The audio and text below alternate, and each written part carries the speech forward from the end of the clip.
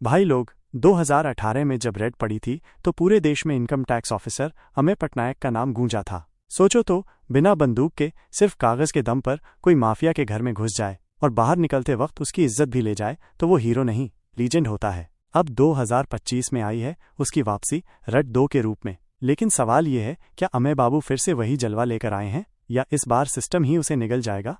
Red 2 की कहानी सीधे तौर पर पहली फिल्म के बाद शुरू नहीं होती। इस बार स्केल बड़ा है, खतरा ज्यादा है और दुश्मन पहले से कहीं ज्यादा चालाक।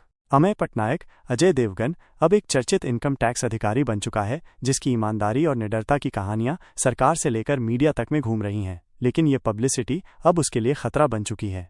इस बार टारगेट है दादा मनोहर भाई, एक ऐसा सफेद पोश जो संतों की आड़ में राजनीति और अपराध का घालमेल करता है। वो मंदिर भी बनवाता है और मनी लॉन्ड्रिंग भी कराता है। रितेश देशमुख ने इस किरदार को इतनी चालाकी और ठंडक के साथ निभाया है कि एक पल को लगेगा ये बंदा डराता नहीं पर दिल में उतर के काटता है। अमेय पटनायक को अब सिर्फ पैसे नहीं, एक पूरी साजिश की परतें उधेड़नी है। पर इस बार उसका मुकाबला सिर्फ माफिया से नहीं, सिस्टम से भी है, नेताओं से, अफसरों से और उस भ्रष्ट नैरेटिव से जो सच्चाई को भी झूठ साबित कर देता है।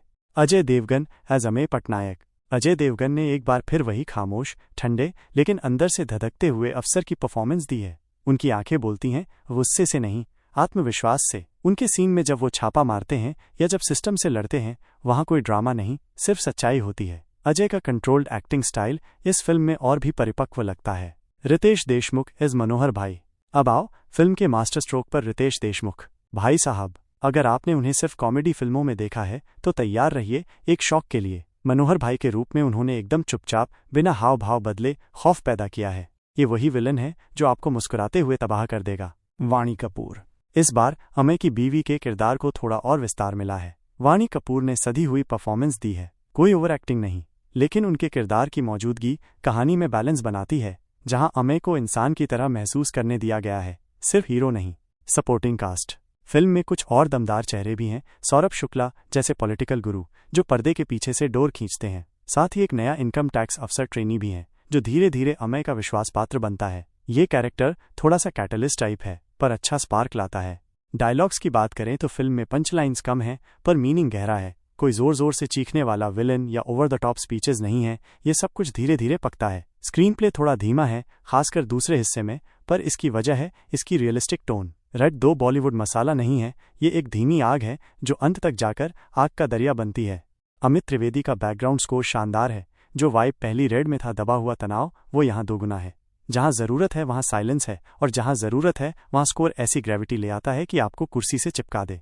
सिनेमेटोग्राफी काफी सलीके से की गई है। टैक्स ऑफिस के डल ग्रे टोन से लेकर मनोहर भाई के भव्य, धोखे से भरे माहौल तक हर फ्रेम में सिंबल छुपा है। लाइटिंग और फ्रेमिंग इस फिल्म को एक क्लासी थ्रिलर फील देते हैं। राजकुमार गुप्ता ने रेड 2 को सिर्फ सीक्वल नहीं, एक एवोल्यूशन की तरह ट्रीट किया है। उन्होंने political system, white collar crime और पर्सनल एथिक्स के बीच की जंग को इतनी गंभीरता और समझदारी से दिखाया है कि ये फिल्म सिर्फ एंटरटेनमेंट नहीं, कमेंट्री भी बन जाती है। उन्होंने साफ तौर पर दिखाया कि आज के दौर में सच्चाई बोलना जितना मुश्किल है, उससे भी मुश्किल है उस पर टिके रहना। ये फिल्म सिर्फ छापे की कहानी नहीं, ये उस आदमी की कहानी है जो सही का साथ देने की कीमत चुका रहा है हर दिन।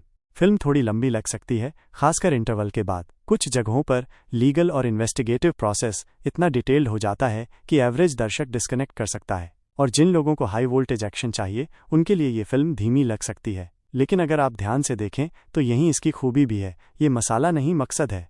वर्डिक्ट माइनस देखनी चाहिए या नहीं?